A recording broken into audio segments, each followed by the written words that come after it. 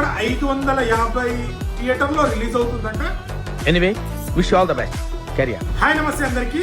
So Japan లో అయితే మన ఎన్టీఆర్ అన్న నటించిన దేవర మూవీ అయితే రిలీజ్ అవబోతుంది. అండ్ జపాన్ లో ఎన్టీఆర్ అన్న కూడా మంచి క్రేజ్ ఉంది.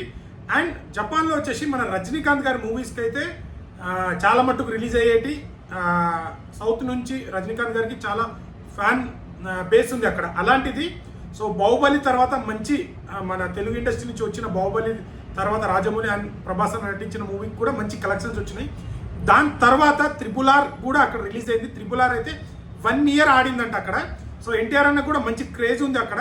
సో అదే విధంగా ఇప్పుడు మన తెలుగు ఇండస్ట్రీ నుంచి రిలీజ్ అవుతున్న సినిమా అది ఆ హీరో అని కాదు, మన తెలుగు సినిమా ఇప్పుడు నేషనల్ కాదు ఇంటర్నేషనల్ వైడ్ మన తెలుగు సినిమా ప్రౌడ్గా మాట్లాడుకుంటున్నారు, మంచి కలెక్షన్ చేస్తుంది. అండ్ ఎన్టీఆర్ అన్న దేవర మూవీ ఇక్కడ చాలా మట్టుకు నెగిటివ్ స్ప్రెడ్ చేశారు కొంతమంది. Good movie.